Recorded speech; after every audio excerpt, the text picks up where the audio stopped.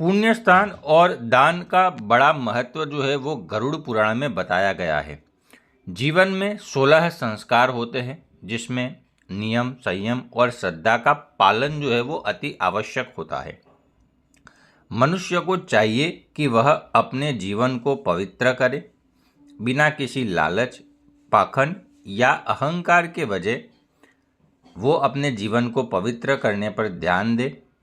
ग्रंथ में कहा गया है कि पुण्य और मोक्ष की प्राप्ति के लिए केवल श्रेष्ठ आचरण, धर्म, ज्ञान और दान यही जो है वो अच्छे मार्ग है।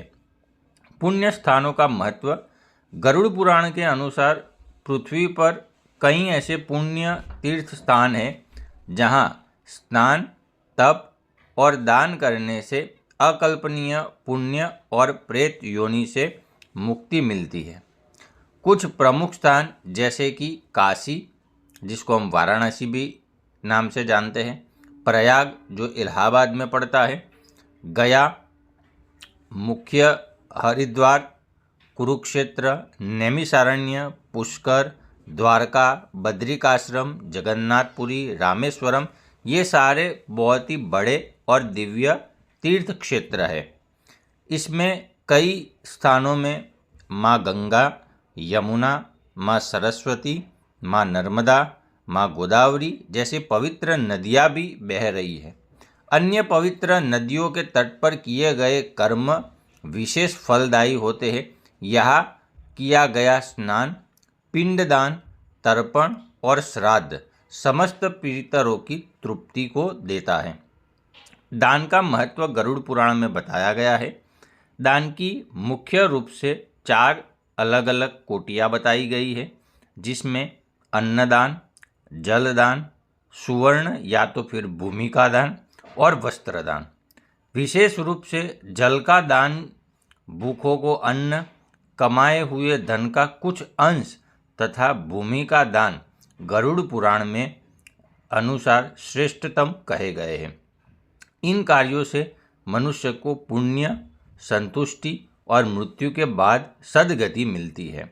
जैसे कि हम हमारे पितरों को खास करके पिंडदान, जो कि अन्न का दान भी कहा जाता है, और तर्पण यानी कि जलांजलि देते हैं, जो हमारे पितरों को वहाँ पर पितृलोक में, या तो अगर कोई पितृ की अवगति हुई है, वो प्रेत योनि में भटक रहे हैं, तो उनका भी श्राद्ध करने से उनको मुक्ति मिलती है और उनको शांति मिलती है। किसी जरूरतमंद साधु, ब्राह्मण अथवा मंदिर को अन्न दान करना अत्यंत शुभकारी है। यदि कोई भूमि, गौ, अन्न या वस्त्र दान करता है तो वह जन्म जन्मांतर के पापों से मुक्त हो जाता है। जल और अन्न से बड़ा कोई दान नहीं किया गया है, ये हमें ध्यान रखना है। इसका दान करने से देवता और पितृ दोनों ही प्रसन्न होते हैं। दान देने के कुछ नियम हैं जो गरुड़ पुराण में बताए गए हैं, उसको हम देखते हैं।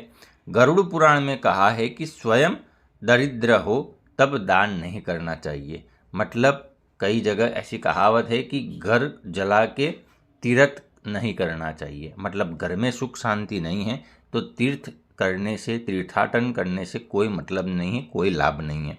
तो सबसे पहले हमें, अगर खुद कोई दरिद्र है तो उसको मेहनत करके थोड़ा सा वो अपने ऊपर उठे, फिर जो है वो दान पुण्य करे तो ठीक है। लेकिन कई लोग क्या करते हैं, पहले गरीब होते हैं, भगवान को प्रार्थना करते हैं, भगवान उस पर कृपा करते हैं, फिर अच्छी थोड़े से पैसे आ जाते हैं, थोड़ा अमीर बन जाता है, फिर तो लोग ऐसी बात करते, कैसी भगवान की कृपा, कौन है भगवान, मैं तो अपनी खुद मेहनत करके आया, जब मुझे ज़रूरत थी तब तो भगवान ने साथ नहीं दिया। ऐसी ऐसी जो है वो उल्टी सीधी बातें करते, लेकिन वो भूल जाते हैं कि भगवान की ही कृपा से हम जो है वो आज यहाँ पर पहुँचे हैं।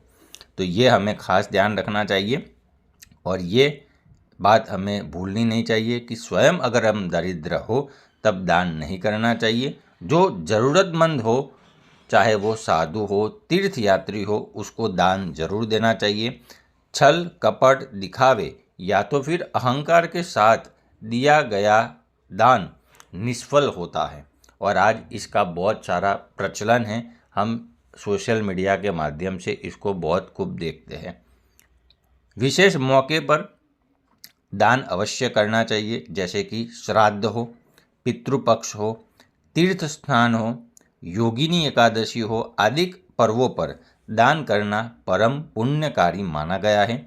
दान देते समय अक्षत मतलब कि चावल, फूल, वस्त्र, गेहूँ या तो फिर अनाज, तांबे यानी कि तांबा आदि देना चाहिए और यथाशक्ति संभव हो तो एकाग्र मन से दान करना चाहिए और भगवान का स्मरण करना चाहिए। अगर आपके कोई इष्ट देव हो तो पहले उनका स्मरण करना चाहिए और अगर कुछ ना पता हो तो ओम नमो भगवते वासुदेवाय नमः या ओम नमो नारायण, या फिर गीता में भगवान ने जैसे कहा है कि कोई भी शुभ कार्य करने से पहले ओम तत्सत ये उच्चारण करके करेंगे तो हमारा कल्याण होता है। गया जैसे पुण्य तीर्थ क्षेत्र में और काशी जैसे पुण्य तीर्थ क्षेत्र में अगर हम श्राद्ध करते हैं तो वो बहुत ही शुभ माना गया है। गया का विशेष उल्लेख जो है वो गरुड़ पुराण में आता है दोस्तों, तो इसको खास हमें ध्यान रखना चाहिए। गया तीर्थ 54 पिंड वेदियों के लिए प्रसिद्ध है, जिनमें जनार्दन वेदी अत्यंत महत्वपूर्ण मानी गई है।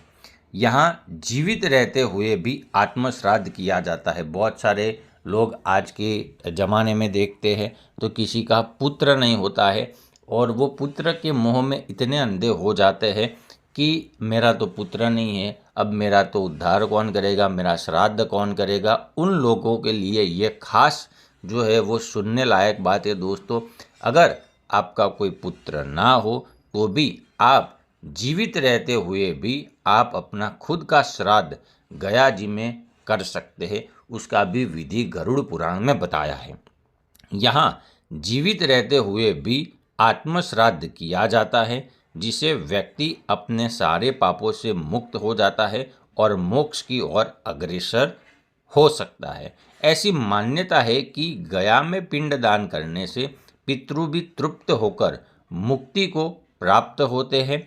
गरुड़ पुराण का कुछ निष्कर्ष हम यहाँ पर देखते हैं। ये गरुड़ पुराण के अनुसार पुण्य भूमि, पुण्य कर्म और श्रेष्ठ दान से मनुष्य न केवल इस लोक में बल्कि मृत्यु के बाद परम गति को भी प्राप्त करता है। केवल वही दान सार्थक है जिसमें समर्पण हो, निष्कपट भाव हो और शुभ उद्देश्य छिपा हो।